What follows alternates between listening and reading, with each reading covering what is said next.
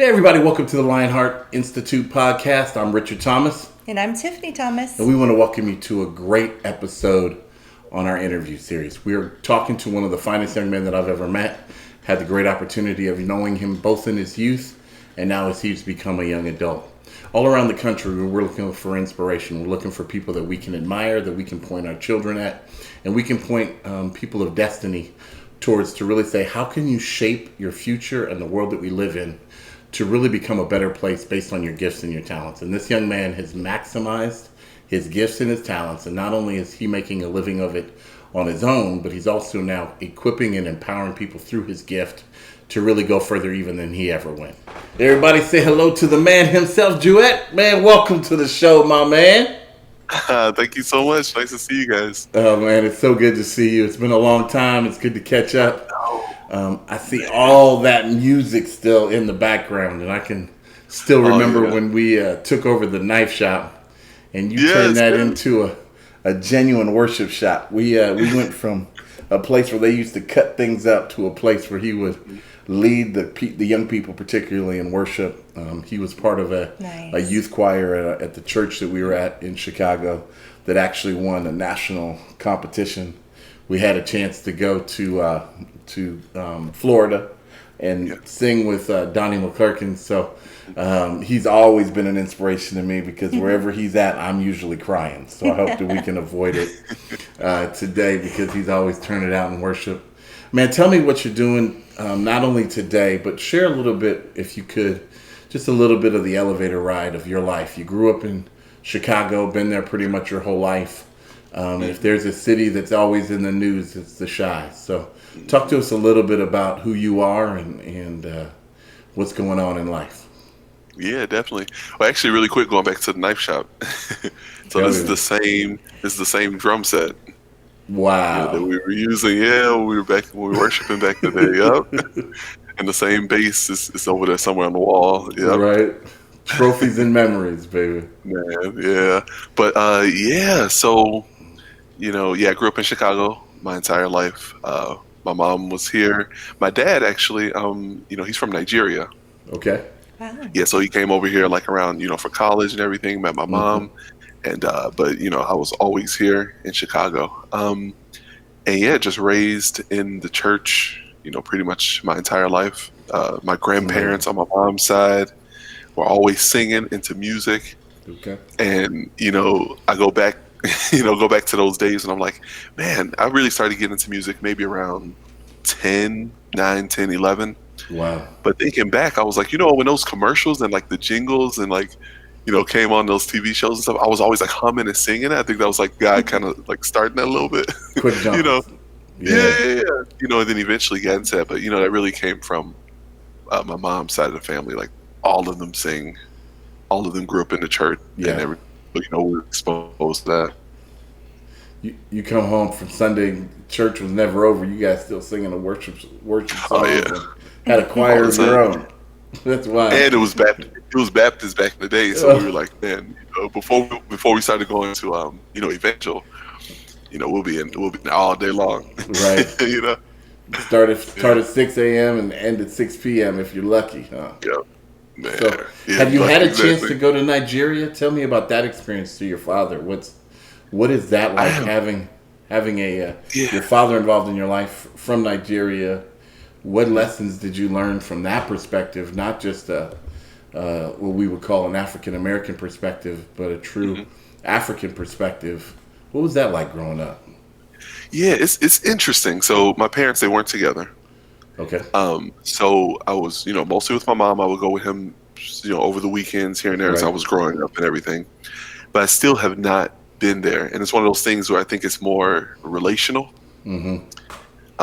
But eventually, I do want to go. But some of those things like he may want to go together, so, and I'm like still trying to work that little part out. But okay. I do eventually want to travel there. Like I'm always like, man, and even Gabby, we're like, we should go there one day. That'd be awesome. Right. It's funny. My mom actually grew up in that area. My grandparents were missionaries for 27 years in Africa, and so I grew up with stories and seeing the slideshows my grandpa would put together and whatnot. But my mom went to boarding school in Ivory Coast, and so they were there for quite some time. So I grew up listening to stories from Africa all the time. Nice. Yeah, definitely because I have four siblings. Yes, four siblings Okay. on my dad's side. On my mom's side, I'm the only child. You know, on my dad's side, I have four siblings. So when I do go and visit, we hang out. I learn so much about the culture during that time specifically. Yeah. So I would love to go into. Traditional meals? Does he stay traditional, or does he? Oh man, yes. So it's this one meal. It's called fufu. Okay. Man, it's on point. I haven't had it in a minute, but I need to learn how to cook it. You mess around Because making whenever me I go hungry, down, bro. man, I'm telling you, it's like this. It's this dough type thing that you it's a bowl of like meat and like a soup, kind of like a soup, Okay. and you kind of roll up. It's a hand food type, so you kind of roll it up and dip it in there and eat it, and the flavor of the fish and the meat, man, it's on point. Sounds so good, man. So We start getting into worship when we talk about food. Right. we So have true true. fellowship now. We're ready for a baptism. Is the rest of your family in Chicago, or where they at? Yeah, the rest of the family's here in Chicago. Yeah. That's Even my special, dad, man. he's in the Hyde Park area. Okay. Yeah, so we're all here. So for you as a young man growing up, dad not necessarily at the house a ton, you going in between houses. I remember even picking you up when you were young and bringing you places at times, which was so impressive to me that you would literally sacrifice hours of your day just to get involved and be a part of the community and lead worship and fellowship with everybody. Powerful as far as what the sacrifices he made for his gift, because they didn't play at Evangel. I don't know what he was like at his Baptist church, but at Evangel they didn't play. They put hours of work into this thing. But what was that like growing up as a young man in Chicago? Obviously, you read every day in the paper someone getting shot. You hear about black on black violence. You hear about crime. Here we are fighting the statement Black Lives Matter all across the globe, really, not just here in America. But we heard a powerful story from a professional soccer player who was a professional soccer player not too long ago on our channel, and he was telling us about how before even international soccer games, they're taking a knee over Black Lives Matter. Yeah. Not necessarily the organization, of course, but the statement, the sentence, Black Lives Matter. And then they always, attackers of that movement, turn around and say, well, if Black Lives Matter, what's going on in Chicago then? Yeah. What's up with black on black So crime? much. And, Yeah. as someone that wasn't raised there, lived there quite a bit, I point out the fact it's not necessarily black on black crime. It's more proximity crime. They're not necessarily going out of their way to find another black man. They just violence in a violent community. But tell me a little bit about growing up in Chicago, that stigma, right? And how that formed who you really are and who you are becoming. Yeah, yeah, of course. So obviously, right now it's a movement. Like it's global, and I think God is really trying to make this the focus right now in our generation. Yeah. Yeah. Pretty much like you said, in Chicago, it's a violent neighborhood because violence is pretty much derived from being scared or fear or lack or whatever the case is. You have something I don't, or you're not giving me something that I need. It's powerful. And that's where that's coming from. So like you said, proximity, that's perfect way to say it in my opinion, because it's put as black on black, but then when you look at the communities in Chicago, most of these neighborhoods are mostly black. So it's like you guys are all around each other. So it's looking like, well, they're just fighting each other. This is, what they're around. But it's a lot of stuff going on at home. We already know the spiritual aspect of everything. Right. And all these homes are being attacked. Fathers aren't there. Mothers are like, up in their neck trying to raise all these kids. Low income communities, all these things, and growing up in Chicago, to answer your question, like I moved when I was like 8 or 9 to Merrill's Park, which is a little bit on the outskirts of Chicago, like the suburb, right by Oak Park, a little bit on the outside of it. Yeah. So that was a little different dynamic for me because when I grew up before that, I was just always around black people. Then we moved out there, now I was like, it was just me and another kid who was black, and then everybody else was Italian or Hispanic. So it was a completely different shift. But Right. even with that, it was really cool because it was like we were still accepted in that community. Mm-hmm. And of Okay. course, you had a couple people who would be acting up, but on that became my view of like diversity. And like, man, like, why, even just thinking now, why are people even against certain ethnic groups? And then going back to the fact that God created each and every person It's in beautiful, his man. creativity, and as a creator myself, I'm like, God is literally just being creative and making so many different types of people. And then how do And we make hierarchy off of that? right. Yeah. Yeah. So, growing up, even at the church, we're at Evangel, really diverse. We had so many ethnicities, so many cultures all coming together. So I grew up in that type of dynamic. So my perspective, I think God put me in a position to where I can't really comprehend or fathom being that way, to where I can kind of coach people and kind of talk and be like, why is this your perspective? What's going on? Why don't you like this specific individual or this specific type of people? Getting to the root of it. Um, I think from that perspective, it puts me in more of like a teaching side of it in a sense. Mm-hmm. Yeah. So, but like I Be- only had a couple occurrences like growing up where like issues with the police here and there. I remember specifically just walking home from school, like in elementary school, and being pulled over for something. My mom was so livid. Like I'll never forget. Like when I told her I was confused because I'm just like, I'm not that type of person to look at right. someone else and be like, oh, I don't like you because you look like this or whatever. Mm-hmm. So he literally just stopped me. I'm walking home from school, like maybe sixth, seventh, eighth grade, and just asked me all these questions and stuff. And it just felt super uncomfortable. And that was kind of like my first experience. I'm like, what is going on? And I told my mom, and she was like, this is what happened. This is what you need to do next time, etc. Get his number, get blah, blah, blah. And I'm like, okay, and then experience that, high school, as well. So a few moments like that. But for the most part, haven't really had that as much, you know what I'm saying, as Right. a lot of other. Being as diverse as you are and raised in diversity and appreciating what I would say is the sweetest sound on earth, which is harmony. When you take things that are different and you put them together on the same track Mm-hmm. and you create harmony, it's beautiful. But what happened to you you're a grown man now, still pointing out a story that happened to you in elementary school. What was that discord like? The few moments where you went out of harmony and you stepped into discord and you heard that note that was just so different, seemed so odd.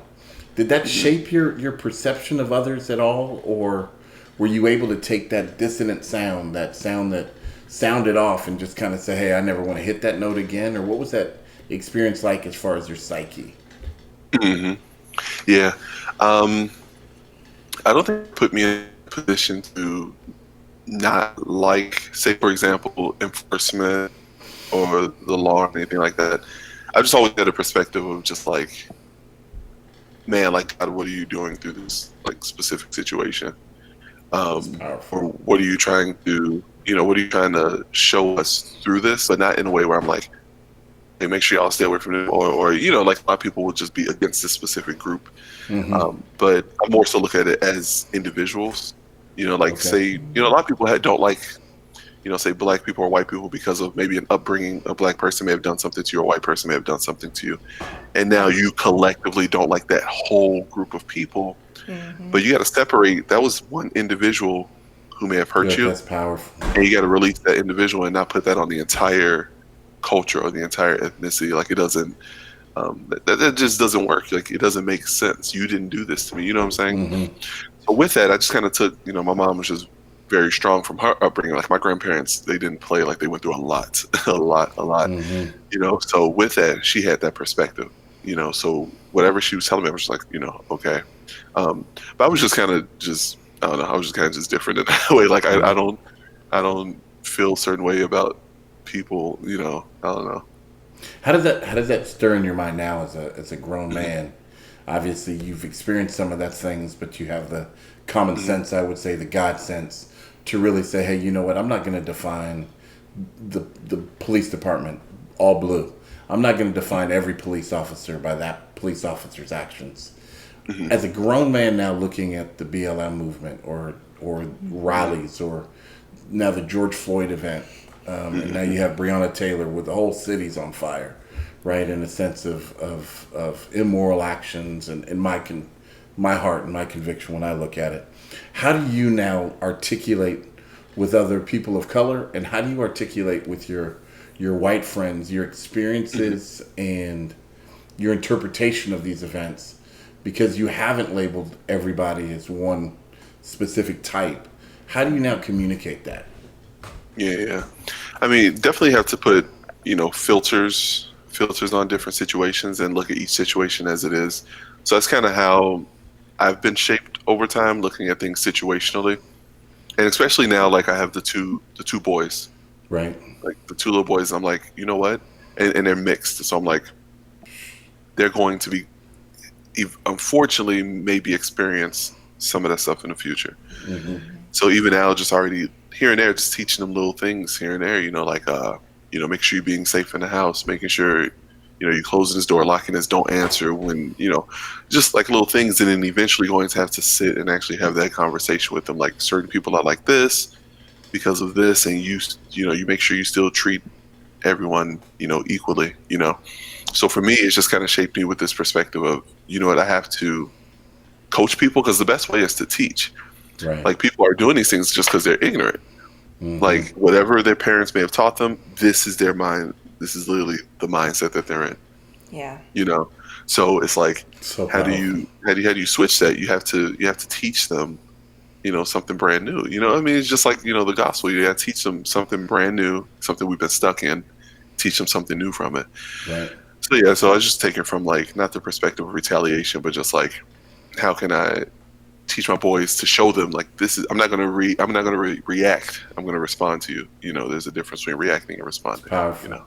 Those conversations are never easy. But Well, and we have a unique dynamic with our children too, because we've got 5 mixed children and 1 Caucasian child in the mix. So, Logan looks just like me, blonde hair, blue eyes, fair as can be. And then we have all the other kids who are all mixed. And so it's a really interesting conversations that we have to have with our children, so that way Logan can see and understand a different perspective, because he's going to be in situations where he is not going to experience what it means to be a black man in America, and, our mixed kids, we're going to have those tougher conversations with them because they may have the experiences, or situations that might come up that will affect them. So it's definitely really interesting dynamics of what you teach your children.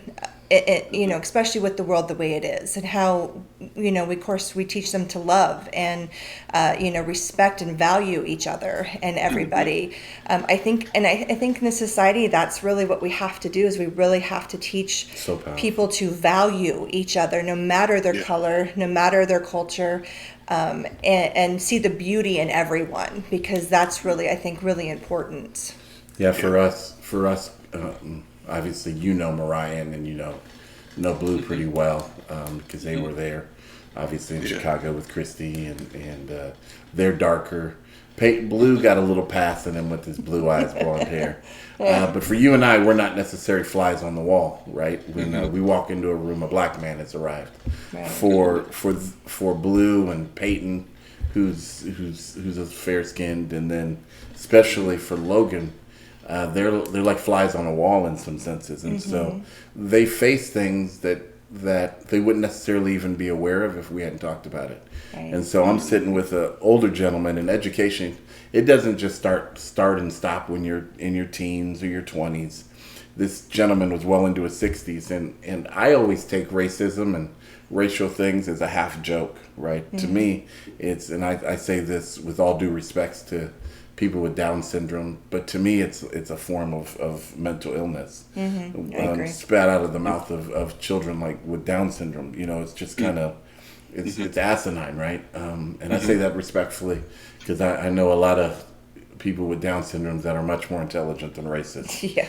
But and not only intelligent but compassionate and loving and beautiful souls and so forth. But I'm sitting next to a gentleman and I'm in a sales position.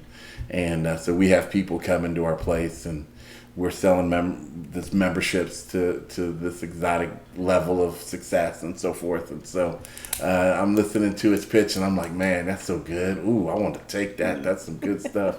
And they're talking about how this individual is from New York and just moved here.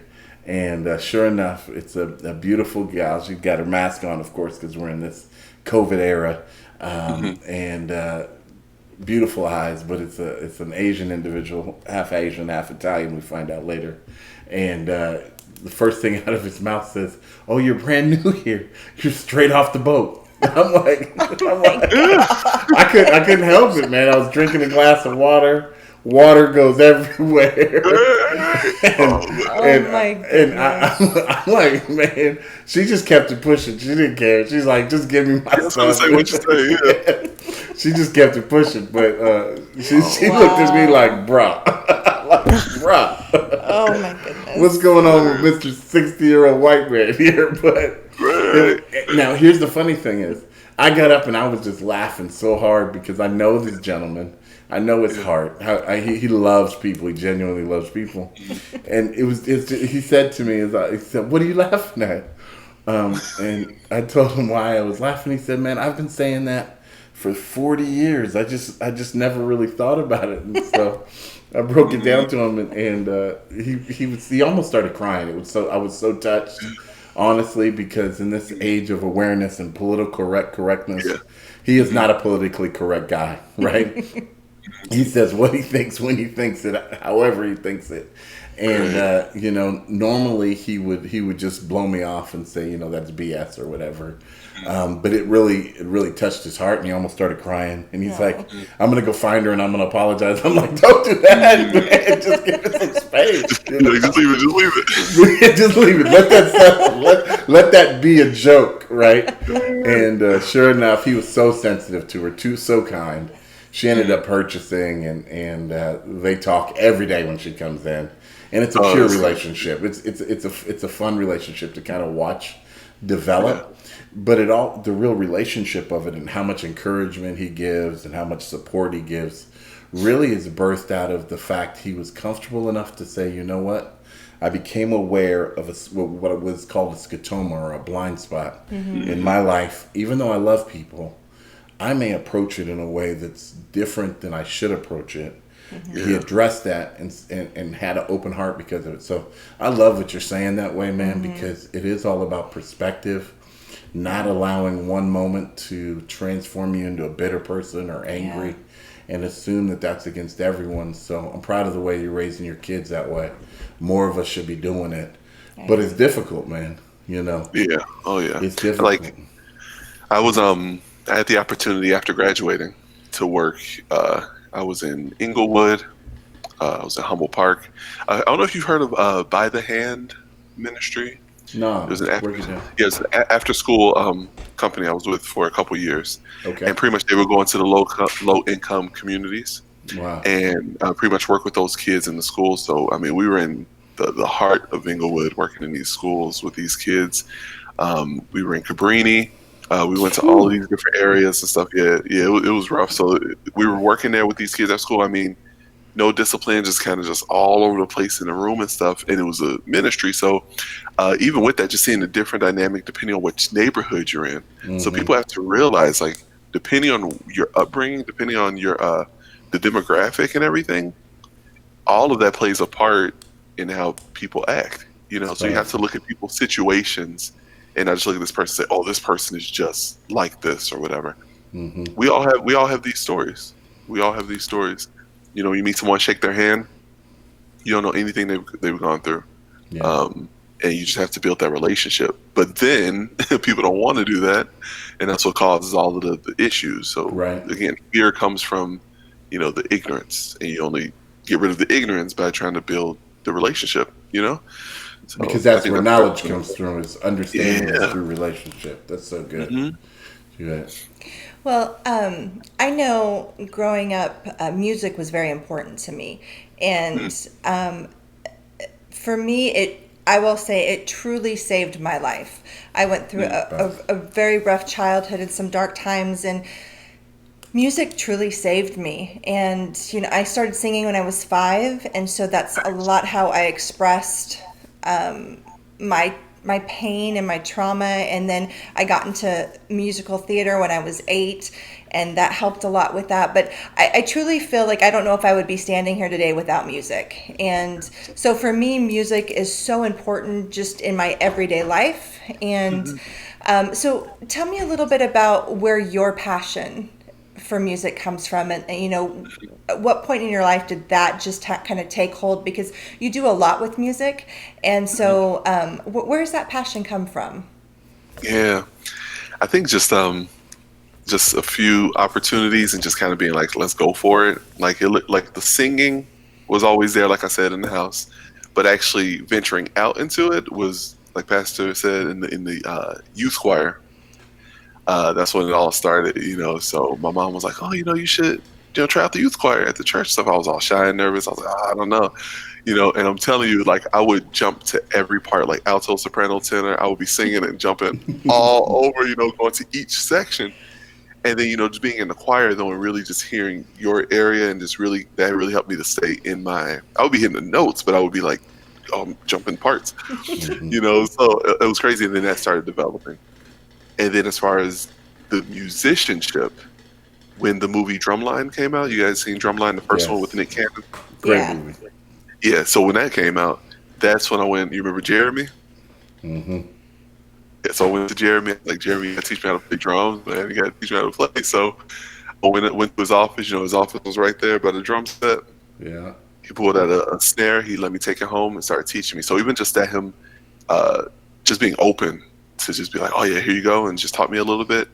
That was God literally just starting everything. So drums was my first instrument, and then bass guitar. Yeah, That's awesome. Same rhythm, same Right. family. Uh-huh. What made you go to Jeremy? Because Jeremy, I mean, he's a very approachable guy. He's a amazing leader, entrepreneurial, so many things that I could spend an hour talking about Jeremy with. But it's not like he's the most approachable guy. It's not like he's got a sign on his door saying, "I will help you and teach you everything I know." That's not necessarily what he's about. Now, he will. But how did you, as a young man, gain that courage and that inspiration to go say, "I want you to teach me how to play the drums"? Yeah, I literally remember that too. I don't know what just drew me to him. Like when I'm sitting in the back, and when they're doing worship on Sundays, I would just always stare over at him playing, because he would just kill it, just all these chops, he's playing over there, and I'm just keep looking at him, I'm just like, man, he's killing it. So when I saw a Drumline, I told my mom, I was like, man, I want to learn how to play. She's like, maybe you can go up to Jeremy. So, because she was in the choir, so she would go to choir rehearsal, I would kind of sit in the back, just sit there chilling. So I went up to him and was like, "Hey, I want to learn how to play drums. I don't know if you teach," and I didn't know if he taught or anything, but I don't even know if he literally did until like I asked him. I have no idea. But he went and did that, and just told me each week he would say, "Do this, work on it. By next week, show me you can do it. Work on this, come back." So that was the blessing. And then the fact that my mom let me play that snare, like I'll wake up early, like I'm an early bird, 5, 6 a.m. and I'm banging that snare, trying to practice that drum roll, like Jeremy told me. And and she let me do that. And we're not talking about a digital snare. We're talking about a ting, ting, ting. Yeah, boom, that one right boom, there. Right, right there. Yeah. Man, that's powerful. There's a lesson, if you're part of the audience watching right now, there's a lesson there. See the gift that you want and emulate that gift in somebody else. Yeah. Too many people allow their dreams to die because they don't want to be apprenticed. And so the best way to be successful in anything in life is find you a mentor, jump on their coattails, and almost by whatever means necessary, get them to discipline you in the thing that you want to become great in. I talk about it more than probably anything with my kids. Is you're going to become the product of your 5 best friends. Yeah. Right? And so many people want to settle for the 5 best friends that are right around them. And sometimes that works out. Sometimes you're shocked at the way that you're able to inspire one another and motivate one another. So true. But oftentimes, the 5 people just around you when you start that dream, they're just where you're at. And so to think that they're ever going to help push you and and challenge Yeah. you is difficult. So what this young man did is entirely unique, but it says why he's become such a great musician, because he saw somebody that, I mean, so many great musicians out of Chicago. Yeah. We'd be here all Oh, day talking about it, but he rivaled all of them. He was at the top of the game, or is at the top of the game when it comes to it. And yet he saw something that he wanted, and he was brave enough to face the fear and say, "Teach me." And the beautiful thing about it, and he shared this point so eloquently, is he gave it to him in pieces. He didn't tell him, "Hey, I need you to play this full riff," or Yeah. "You need to be able to turn the church out on day one." No, he said, "Okay, play this part of it on the snare, and then come back to me next week." That building anticipation, Yeah. that building expectation of, okay, I can get okay at this, ting ting ting ting ting ting ting, and then everyone around him respected his gift and his desire to become good in his gift enough to make room for it, even though it's 5 o'clock in the morning. Right. Now that's love, and I love your mama for who your mama is. Right, for sure. But that's also a lot of determination. Yeah. That he would say, "I'm gonna do this so I don't look stupid come next week when I go back to Jeremy." So unfold that a little bit, because becoming a good musician, I know that you have an ear for it, so you have a unique talent. A lot of us have a unique talent, though. We have a unique talent in math. We have a unique talent in science or drawing. But we don't have that discipline of dedication that you demonstrated at a very young age.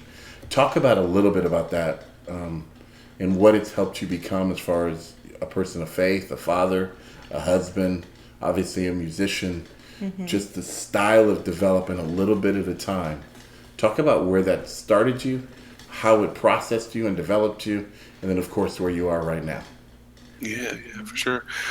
So man, I just feel like God was just instilling that because obviously He sees everything way in advance, Right. So I think He was just kind of just getting that ball rolling. Because thinking back, I'm like, I don't know what was really keeping me. It was more so maybe the stardom. Like I was saying, I saw the movie and I'm like, man, I want to do what they're doing in this movie. Sure. And he was just a little simple, basic little Hollywood movie to start his ministry, to start his businesses and everything. So, like I was saying before, like I started drums from the movie. I started bass because I started helping out. Some days I would go to a youth ministry and help out, and they needed a bass player. So I was just plucking the notes and didn't know what I was doing. And then that's how that started. Then I started worship leading at another church, which I really had to really focus on acoustic guitar. Okay. Then our piano player left, and I started picking up, getting focused more on the piano. So it's just like whenever there was like a need, that's when it started really developing. And then even to the songwriting. We were in a band in youth ministry. You remember Gabe? Yeah. And all of us. Yeah. So Think of we them were in a often. band.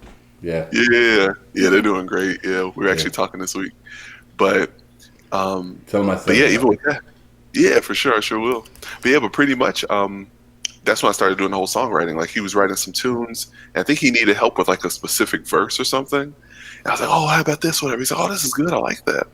And then I started. Now I have records out, on iTunes and Spotify and everything right now. So like Awesome. all those little areas, God, just thinking back now, each piece connects. Was that love for music? Was that love for God? Was that a love that was instilled in your heart, or was it just pure dedication? What would you say? It's 50-50? It's 70-30? Because oftentimes people are wasting their gift. They've got a talent, they've got an ability, but they don't ever work on their gift enough to be ready for the need. A good friend of mine says it this way: preparation equals separation. So the thing that separates you is that you were prepared for your moments, for your opportunities when they came. And you knew that the needs were arising, but you would step in with the amount of gift that you had at the moment, which you would then prepare for the next moment. How much of that would you say, and just in your experience, has been just pure love? And how much of it has been a choice of habit and personal commitment to developing? Yeah, that's a great question. I think it is actually 50-50. Okay. Because that passion is definitely there, and I just also have a passion to help people as well. Like it's got to the point where like God has had to help me to calm down a bit, because I can literally meet someone have a conversation with them for maybe 5 minutes, and I'll start formulating like, oh my goodness, I see what your gift is. I have an idea, and I have like a plan for your gift. Like I can help you to do some steps to get it started. Like I start going like that, and then I get to a point they may not be as passionate to execute it, and that kind of bogs me down because I'm like, how are you not doing this thing that like you're really good at or that you have potential in? Right. And it's like this mindset. So like, yeah, so I think it's 50-50 of like, I just really have a passion for just like, just trying to serve wherever there's a need. But then also just like, I just love creativity, in all regards. Let me ask you, because as I mentioned, music was a big part of my life growing up. What do you feel the impact that arts has on children? I know a lot of schools, funding has become difficult over the years. I know for me, being in music and theater, that was my life. And I know some schools have already started to cut programs like that. I know schools that are, especially in the inner cities, they don't really have a lot of funding for extracurricular activities like this. But what would you say that you feel the impact art has on children and their lives growing up and their future as well? Yeah, so it's crazy because I always put music right there with like math because it's a lot of computing, formulating, and putting the pieces together. Even when you're learning like the theory aspect of it, it's a lot of the rhythm even. You got to know like the fractions. A lot of people don't like fractions, but you got to kind of know how you're dividing time and stuff, So all of it is in sync with education. All of it is also in sync with being creative and cognitively putting things together. Like our son, so my wife, she sings. I'm teaching her instruments too, but she sings. And then our son, he's 4 and he can just do everything. He's already playing the drums. He has his own little channel already and everything. Like he's killing it. Go on and give him a shout out. What's his channel, man? Give him a shout out. Oh man, yeah, Landon TV show. That's his channel on YouTube, and he's doing some cool stuff. But even with that, I'm seeing how he's just literally picking up because I'm home with them all day. So we kind of have a little structure. They wake up, they do their little devotion time, watching Superbook, this really cool show. I love Superbook. Superbook is so good. Oh my goodness. It's so biblical too at some point. But so he watches that, then we get into a little education.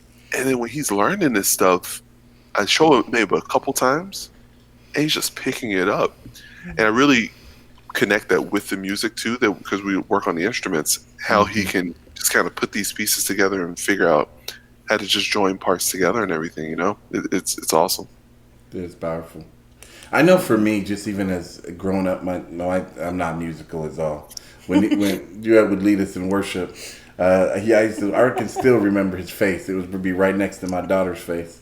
He'd be up there doing his thing, the flow of the Holy Spirit would be going, and I would get up and mess that song all the way up. I mean, I would tear it up from the flow up to the back of the church. People would be ready to run it. I could preach, so I would turn it on.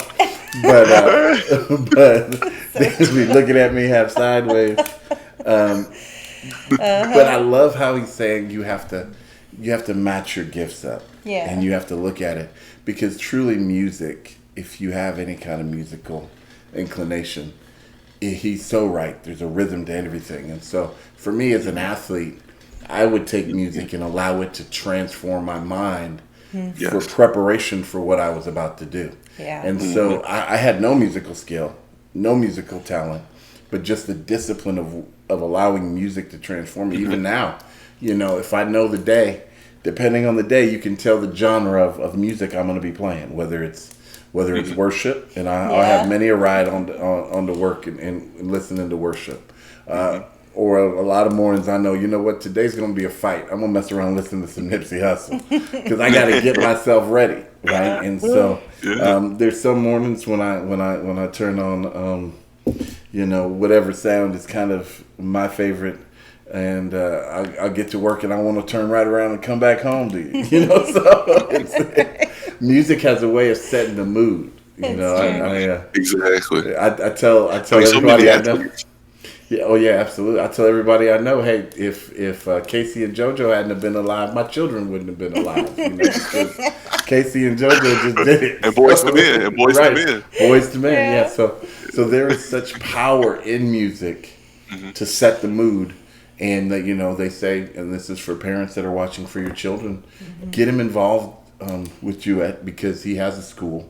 Yeah. Number one, allow them to creatively flow, creatively grow.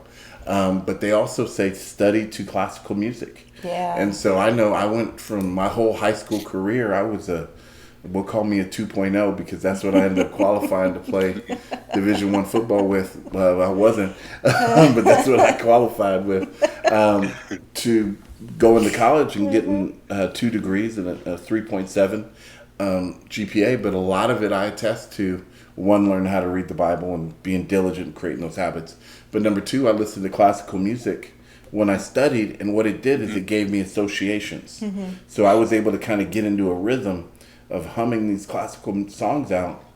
And when I went to take the test, it would calm me. And then it would get me in the rhythm of giving the answers. So powerful. And, music just, especially if you expose your children to music, it's amazing to watch what they do with it. And I know in our house, I'll tell you a little funny story because it cracks me up. But, Richard loves to sing, even though it's not always the most pleasant to listen to. Hey.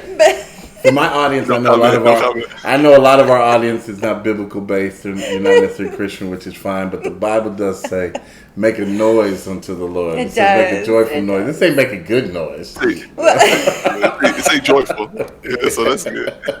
Well, during my pregnancies, I always, sung to my babies, and it's something that I always did. And they came out loving music, and every time I'd sing, they just would just listen. And so music's always been part of our children's life, but Richard literally, he goes around the house, instead of speaking sometimes, he just sings.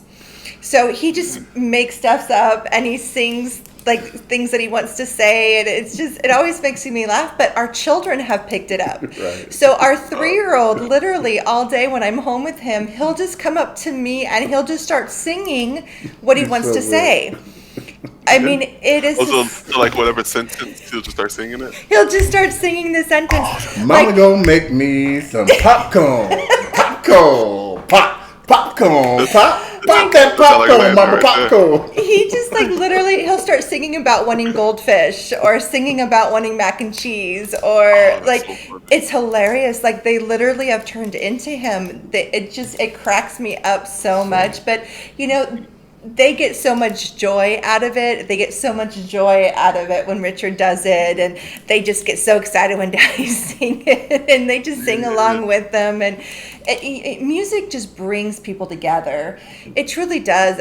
I believe in the healing power of music and what it can do to a community, what it can do to a nation, what it can do to individuals is such a beautiful thing. And I think music can truly bring people together and heal things that need to be healed. Yeah. Now, speaking of music, I see all those instruments behind you. Right. Yeah. Can you play all of them? Yes. Man. That's amazing. We actually just bought the ukulele, which is on the other side of the, I'm kind of reversed, the ukulele on the other side of the electric guitar right there. Right. That's awesome. And we just learned how to play that a couple months ago. It's kind of similar, so. Now, is most of your instruments, are they self-taught? Yeah, so like drums was initiated, and then I continued to just kind of learn by listening to songs. I just listen to records and try to match what the drummer is doing straight through. And through that, you're already learning a bunch of techniques, Yeah. So, guitar was self-taught, piano, and bass, yeah. So drums was where it started, was being taught, and then over time I started just kind of putting pieces together and jumping around, yeah. That's amazing. And for our audience, Juiette is an incredibly talented man, just Absolutely. phenomenal. He's got some YouTube videos. He's got lots that he does with music as a musician, but also as a teacher. I would love you to take a few minutes and just talk about your school, your classes that you do, what you teach, talk about yourself as a musician, what you do with that as well. And then, of course, for our listeners as well, I'm going to have links in our description for all of this stuff that Juette's going to talk about, so you can have access to him. Make sure you put his son's YouTube channel. Yes, for sure. We'll put his son Landon's YouTube channel on there as well. But that way you have an opportunity to be able to reach out to him, hear what he has to do, see what he can actually do for you or for your children, because he's an incredibly talented man, so a great resource that you want to be able to get in touch with. So why don't you just go ahead and take a few minutes and just tell us about all these things. Yeah, of course. So if you don't mind, I can start from the inception. Yeah, you go right ahead. Yeah, so please do, because, and this is why I would ask you to do that, because so many people of color don't see entrepreneurial opportunities in front of them. When really they should be looking at their gifts, their talents, their passions, and turning those into entrepreneurial ideas. You don't have to start a Jack in the Box or buy a McDonald's franchise to become an entrepreneur. If you've got a gift and you've got an ability, please, people of color, listen closely to what Juette's talking about from the very inception, and then how it's birthed and how you have to water it and be disciplined, and for sure, where it's coming from. So it's powerful, please. Yeah. So outside of musicianship, or before that, I'm an artist, like actual drawing artist. So, so I studied architecture at UIC. That's why I got my degree in architecture. Very cool. But I'm not practicing architecture. I feel led to really focus on music, you know. But the thing with architecture school was that we had a lot of tasks that we had to do that we weren't prepared for. Like, they would give us, it was insane. They would give us these really difficult, intense tasks, but there wasn't necessarily a class dedicated to teach us how to use AutoCAD or how to use Rhino or whatever the software was. So we were all kind of just scrambling, trying to figure out how to use it and then present our mocks on the wall and stuff. So it was really difficult. So I think that's when God put in me, I'm like, man, if there was some kind of way to have these classes beforehand, or to develop budding creators, is what I used to call it, budding creators in the arts, then this would have been so much more easier. So, you know, I graduated, and a couple years later, just from my mom's living room, I would have the instruments set up, and I just put it on Facebook. I'm like, hey, I'm starting to teach, you know, music, and I want, you know, see what happens from there. And we called it, at that time, it was Starving Artist Studios. So like the idea of studios, different instruments, you know, depending on which one you want. Sure. And I remember I had 4 students at the beginning, and they would come over on a Saturday. I had 2 drum students, guitar and bass. Now, are you getting paid at this point or not? Yeah. So so they paid for those lessons. We were just starting it there. Yeah. So it was cool. So then with that, we were like, let's expand this. My wife and I, we were engaged at the time. Then once we got married, we were like, you know, let's expand this, you know. So there was a community center. We reached out to, we were trying to get a bigger space to put the instruments and get more students. So we went and talked to them, and they literally told us, they're like, we're opening up different programs here, and we're looking for someone to do like the music and the creative side, you know, for it. So we're like, yes. So and then we were Starving Artist Studios, starting from my mom's living room. Then we're here. We got to the point where we had over, 50 plus students, and I was teaching. I was teaching piano, voice, teaching all the instruments, and then I hired a couple people to help with the art, did photography. It was awesome. Then at the end of each semester, we had a gala where they would have a recital. Parents would come, take pictures. We had diplomas. I mean, it's all online. You guys can check it out. But we did that for a couple years. Yeah. So that was from 2013 to 2016. Then my wife, she got pregnant in 2016. So we were like, because I was doing that as an after-school program, but still working, like I was saying, in the schools at the time. In the daytime, I was working in the schools. So I was like, man, this is going to be a little tricky doing this after-school program with this new baby. So we had put Starving Artist Studios on a hiatus. And I was just like, I just kept having that passion. Like, we would have conversations randomly, just sitting there. I was like, babe, I still keep trying to figure out every day. I'm sitting like, how can we get this business going again? It's like, this is hard with the baby and stuff, you know? And then we just I started following individuals on YouTube and stuff, and just how things are getting more digital online. So then we were like, what if we make this into more of an online business? Still get back to the lessons of it as virtual, and it doesn't just keep us to where we can only fit the capacity of how many students can come here. But now we can make this international. We can make this national, international, global, because anyone, anywhere, virtually can take the lessons with us. Now, this was before COVID, so we were planning this out early last year, like from 2018 going into 2019. We were already mapping this whole business plan out, and then we launched it in January of this year, which was perfect because we already had students rolling in. Then COVID hit, which already emphasized the fact that we needed online, virtual, and then we actually had more people to enroll around March, April, May, around that time. So it was just like, like God's hand was all over it, So yeah, so we got students coming in. We teach guitar, bass, electric, drums, keys, and voice for right now. So we teach those 6 things right now. That's awesome. And we have a couple employees who, if someone enrolls, we kind of email them, letting them know, like, hey, you can look at their bio page, see which instructor you may want to do a trial with, or which instructor you want to sign up for membership with. And, it's weekly or monthly lessons, depending on your schedule. We have different tiers to sign up for. So it's been a blessing. It's so powerful, man. I'm proud of you. We're really, really, really proud of you. Thank you so much. Here's my question, because there's this whole debate, and I've heard it. I've never been a musician, but there's this whole debate out there about paper readers, or what are they called? People that read music. Yeah, like reading the sheet music. Yeah, sheet music people, and then play music. Where do you fall in that category? Oh man, yeah, I love that question. So that's one of my big things. So I'm more of an ear musician. Like I can literally just hear it. So if I go into a set and play with some musicians, I've never heard the songs, and I just go in there and ask them, hey, what key is the song going to be in?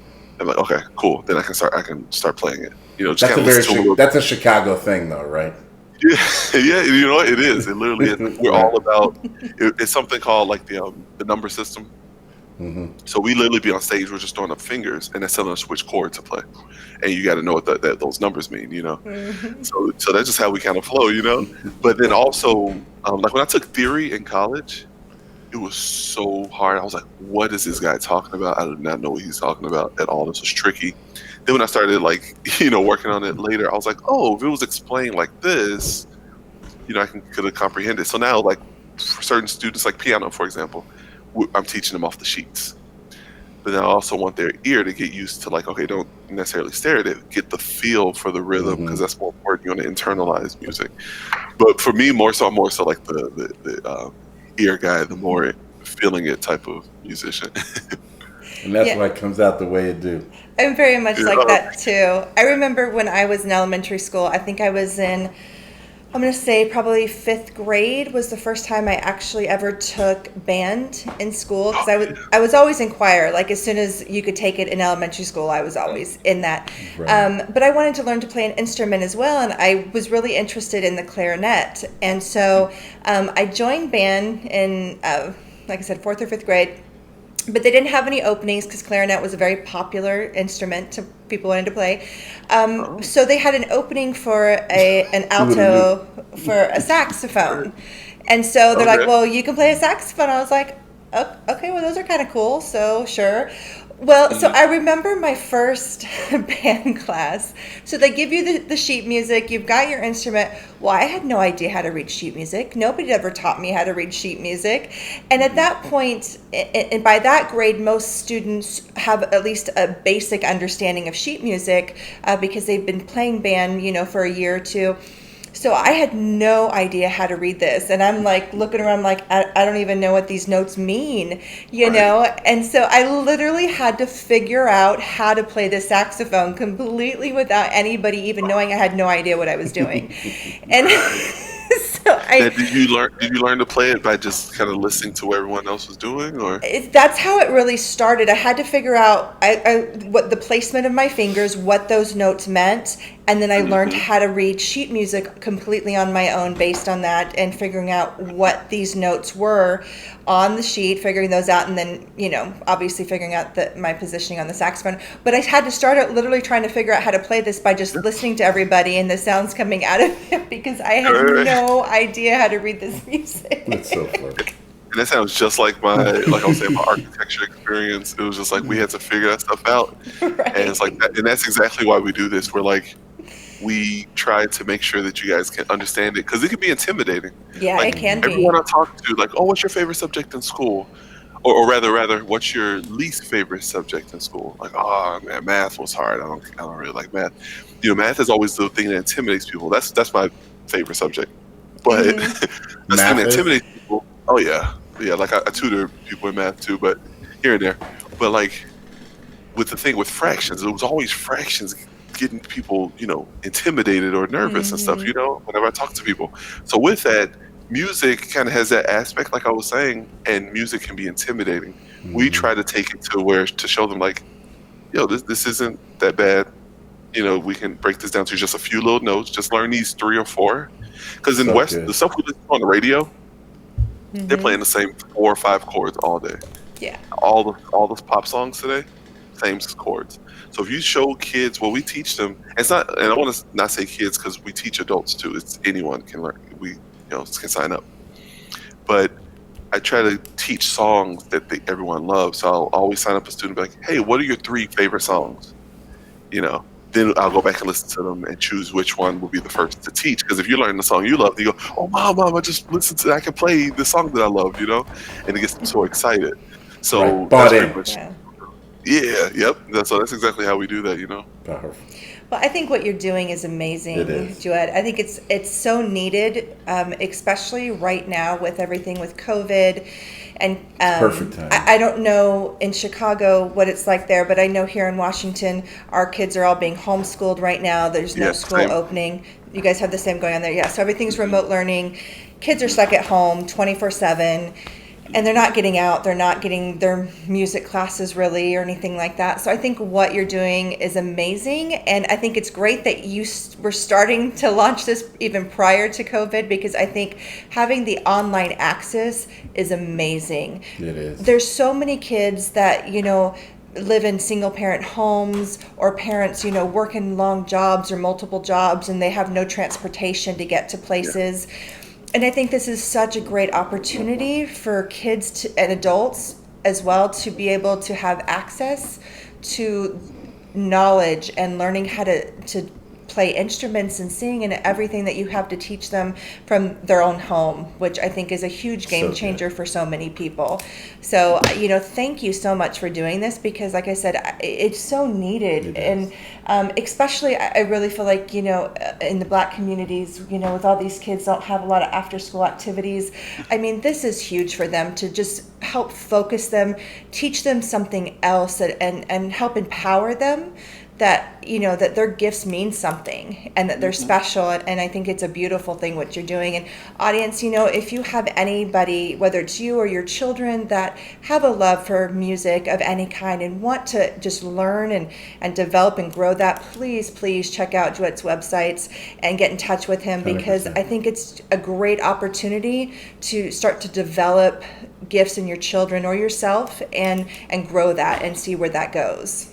His contact information will be provided. And I'm sure that when they do reach out to you, let's say that I'm a 60-year-old, 80-year-old grandfather. I don't have, my kids are all grown.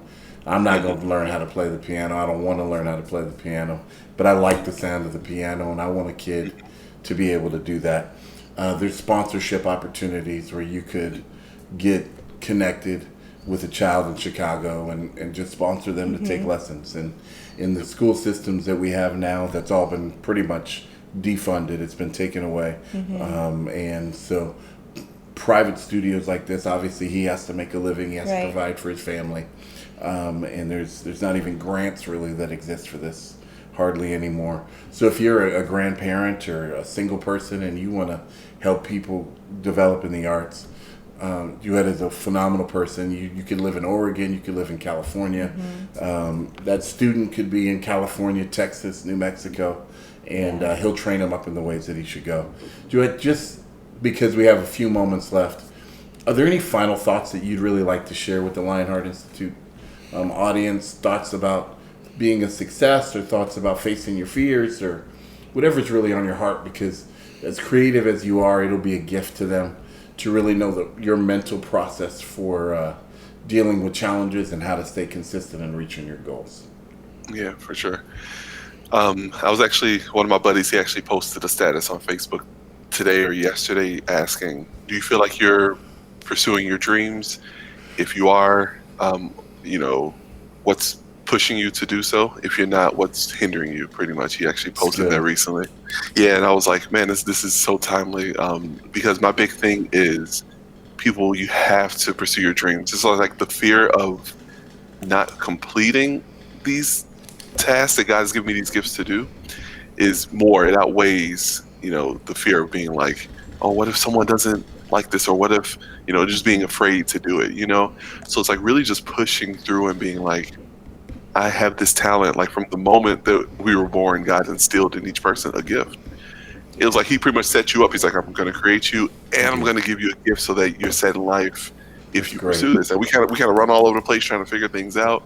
It could be something basic, like what were you good at doing when you were younger, like doing hair, or putting stuff on your dolls or something. Now you're like a fashion designer. So good, man. Like how God just opens up those doors from when we're kids. That's why He wants us to be childlike. So my thing is just like pursue what your gift is. And even on our site, starvingartistcourses.com, we have a PDF that we give, a free guide when you enroll to our email list.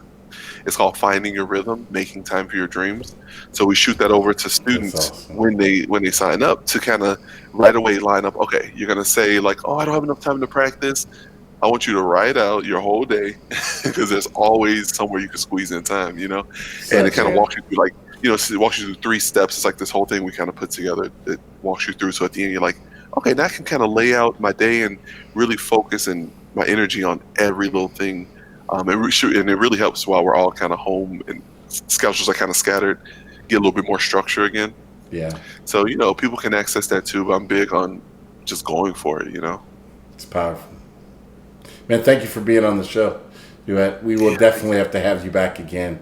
Maybe one of these days we'll have you playing some of them instruments behind Right. you. Oh, that would be really awesome. All right. That would be really fun. Thank you again, man. Hold tight. Good to see you so much. Good to see you. See you guys again.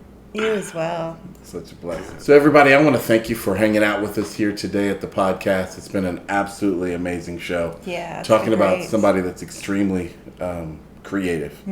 Juiette was an awesome gift. He provides and creates awesome services for not only young people, for adults as well. Yeah. And if you have a passion for music, what's stopping you from reaching out to Juiette? If you have a passion for being able to learn a new skill, a new talent, what is stopping you from reaching out and say, you know what, let me get a few sessions, see if I love it, see if I'm good at it, and see what you can mature and develop in your life. And that's really like that childlike heart, right? For sure. No matter how old you are, I think there's some people in their 30s and 40s, you would do well to learn a new gift, a new talent. Maybe you're in your 60s. Reach out, because it's going to be something that'll transform your life. We're always trying to push you to live your best life, and learning and developing new skills is a part of that process. What would you share with the audience tonight, Tiffany? I would just say music for me was a lifesaver and a life changer. And people don't realize oftentimes how big of an impact it can have in your life. And like Richard said, no matter whether you're a grown adult or you have a child, you definitely nurture that gift that you have. And because whether it is something that you will professionally do or not, sometimes we just need to find that joy in our lives that sometimes music can bring. That creative outlet can give you some just joy that you can keep with you, especially in the dark times that we're going through right now. It is such a great outlet for stress, for anxiety, for depression, for all sorts of things. Yeah. And so I just really encourage you to, reach out to Juiette, or just, spend some quality time in yourself, just, finding that inner peace and finding that place to center. And, like I said, music for me is really a place that does that. So, I hope that you enjoyed the show as much as we did, and learning all about everything. And that you'll just take some time to really think about it and check out his websites, and maybe you can find some peace for yourself too. We'd also look to encourage you to subscribe to the channel. If you want to help us continue to get great stories like Juiette's out, that's how we do it, is by you being a subscribed member of the show and hit that bell notification. Yep, click that bell and get a notification so you don't miss any great video. God bless you, and thank you for being with the show.